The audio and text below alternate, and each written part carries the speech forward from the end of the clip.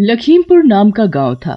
वहां पर एक चुड़ैल का साया था। वो चुड़ैल शादी की पहली एक रात दुल्हन के शरीर में प्रवेश कर जाती और दूल्हे और दुल्हन दोनों को मार डालती। उसी लखीमपुर गांव में शीला नाम की लड़की शादी करके आती है। उसका पति रमेश बहुत ही घबराया हुआ सा दिख रहा होता है। शादी की रात को रमेश दूसरे कमरे में जाकर सो जाता है। ये सब देखकर शीला अपनी सास चंपा के पास जाती है और बोलती है, क्या हुआ माँ जी? कल तक तो सब खुश थे, लेकिन आज मेरी डोली आते ही सब इतना घबरा क्यों गए? कहीं मुझसे कुछ गलती तो नहीं हुई? नहीं नहीं बेटा, भला तुझसे क्या गलती होगी? हम तो इस गांव में चुड़ैल को मिले श्राप के कारण दुखी हैं, जिसकी वजह से इस गांव में खुशियां आ ही नहीं पाती। चंपा की बात सुनकर शीला डरते हुए बोलती है, चुड़ैल का श्राप? आप मुझे पूरी बात बताइए माँ जी। फिर चंपा शीला को श्राप के बारे में बताने लगती है। एक गांव में रूपा नाम की एक लड़की रहती थी। रूपा बहुत ही सुंदर थी। जो कोई उसे देखता बस देखता ही रह जाता। एक दिन रूपा अपनी सहेली प्रेमा के साथ कॉलेज जा रही होती है। तभी राजा नाम का एक लड़का जो कि रूपा से प्यार करता था, वो आ जाता है और रूपा से बोलता है, अरे रूपा, जरा रुकोगी? मुझे तुमसे कुछ बात करनी है। मुझे पता है तुम्हें क्या बात करनी है। देखो, मैं तुम्हारे जैसे लड़के से बात भी नहीं करना चाहती। चले जाओ। अपनी शक्ल देखी है कभी? बिल्कुल बीड़ी के कारखाने के मजदूर लगते हो। ऐसा कहकर रूपा जोर जोर से हंसने लगती है।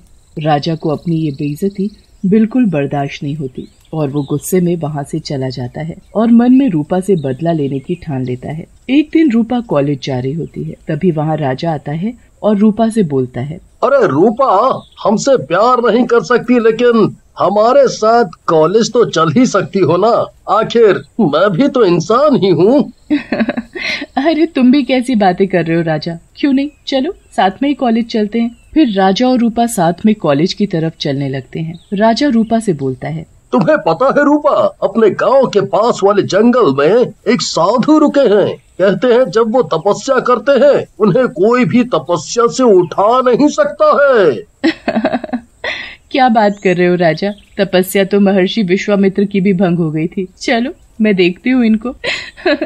ऐसा कहकर रूपा साधु के पास जाती है और उनकी तपस्या भंग करने लग जाती है। राजा साधु से दूर ही छिप जाता है।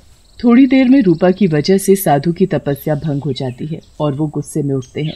दुष्ट लड़की, तो तूने मेरी तपस्या भंग की है, मैं तुझे छोड़ूंगा नहीं।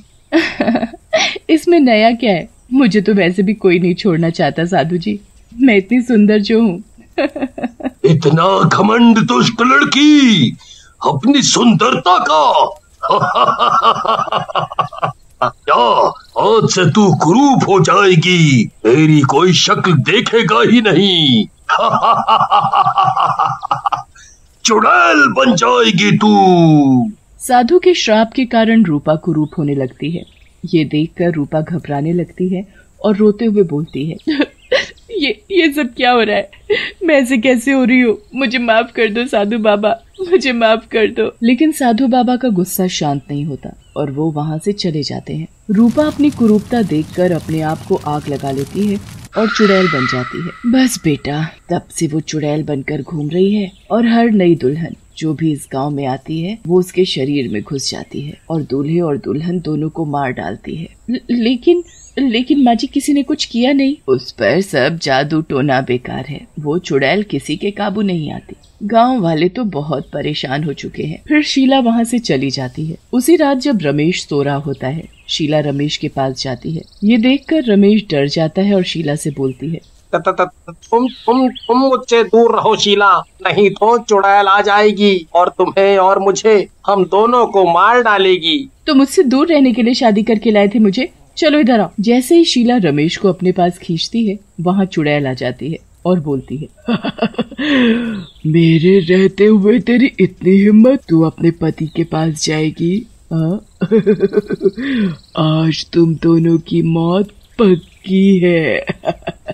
ऐसा कहकर चुड़ैल शीला के पास जाती है, लेकिन तभी उसे जोर का झटका लगता है। चुड़ैल दूर जाकर गिरती है। ये क्या लगा रखा है तूने अपने शरीर में? मैं तुझे छू क्यों नहीं पा रही? क्या जादू है ये? ऐसा कहकर चुड़ैल फिर से शीला की तरफ बढ़ती है। लेकिन फिर से उसे वही बिजली का झटका लगता है। ये देखकर चुड़ैल रमेश की तरफ बढ़ती है। तू मुझे जादू से डराएगी? हाँ। मैं तुझे नहीं छू सकती तो क्या हुआ, तेरे पति को तो मार सकती हूँ ना।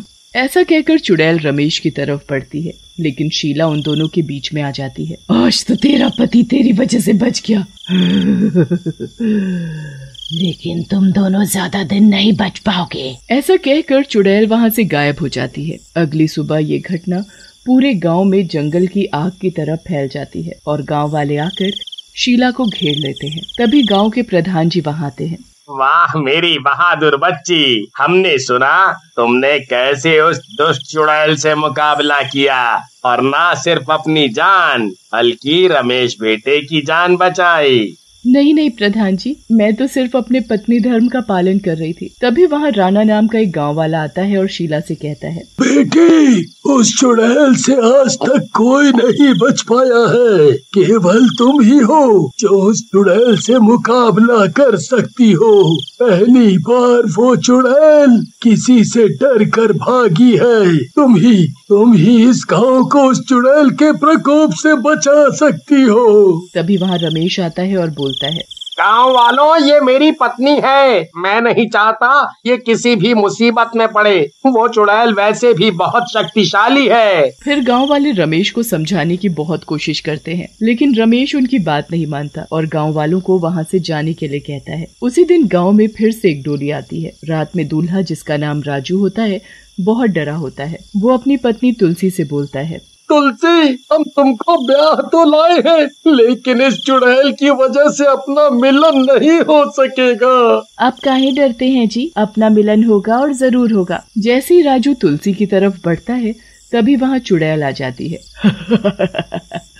अपने मिलन से पहले मुझसे तो मिल लो। ऐसा कहकर चुड़ैल राजू को पकड़ लेती है, लेकिन तभी वहाँ शीला आ जाती है और चुड़ैल को धक्का देती है। चुड़ैल दूर जाकर गिरती है। तो फिर आ गई लड़की, मैं तुझे जिंदा नहीं छोड़ूंगी। ऐसा कहकर चुड़ैल वहाँ से चली जाती है। तभी रमेश वहाँ आ जाता है और गुस्से से शीला को बोलता है, शीला, ये सब क्या कर रही हो? क्या तुम्हें अपनी जान की चिंता नहीं? क्यों ऐसा कर रही हो? वो चुड़ैल तुम्हारी जान लेने की धमकी देकर गई है। रमेश की बात सुनकर शीला हंसने लगती है और रमेश को बोलती है, मेरे प्यारे पतिदेव, किसी भी चुड़ैल का मुझ पर कोई असर नहीं हो सकता। मेरे दादाजी एक साधु हैं और उनके रहते मेरा कोई कुछ नहीं बिगाड़ सकता, और मैंने उनको बुला लिया है। अगले दिन साधु वहाँ आ जाते हैं। वो वही साधु होते हैं जिन्होंने उस चुड़ैल को श्राप दिया था। उसी रात चुड़ैल शीला के कमरे में आती है और सोती हुई शीला के ऊपर बैठ जाती है। शीला, तू अब नहीं बचेगी। बहुत परेशान कर रखा है तूने मुझे। चुड़ैल की आवाज सुनकर शीला उठती है और चुड़ैल को जोर से झटका मारती है। देखा, अब तेरा जादू भी मुझे कुछ नहीं कर पाया। आज तू और तेरा पति दोनों मरेंगे। तभी वहाँ साधु बाबा आ जाते हैं। उन्हें देखकर चुड़ैल डर जाती है और बोलती है, आप बाबा, आपके श्राप ने देखो मेरा क्या हाल कर दिया है, लेकिन अब मैं किसी को नहीं छोड़ूंगी।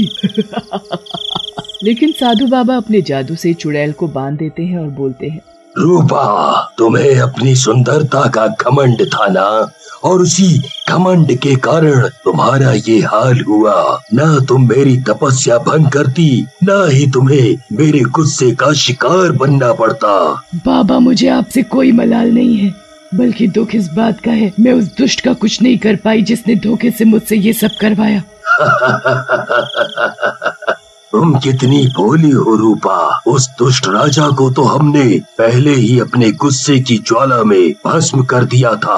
अब तुम ही इस चुड़ैल योनि से मुक्ति पाओ और लोगों को परेशान करना छोड़ो। बाबा, मुझे भी मुक्ति दो, मैं भी अब ऐसे नहीं रहना चाहती, मुझे माफ कर दो। साधु बाबा अपने हाथ को चुड़ैल के सिर पर फेरते हैं। चुड़ैल श्राप मुक्त हो जाती है और पहले की तरह एक आम लड़की बन जाती है और खुशी खुशी अपने घर वापस चली जाती है।